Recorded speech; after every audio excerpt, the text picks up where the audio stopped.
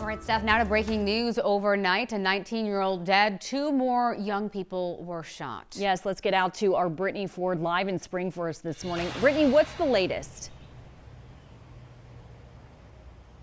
Well, guys, good morning to you. Authorities say the victim and 2 others were just sitting in their car when someone came up and started shooting.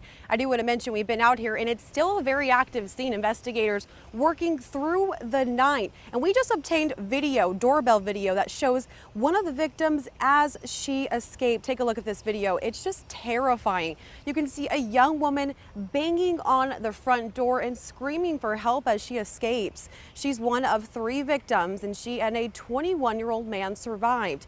A 19-year-old man did not make it.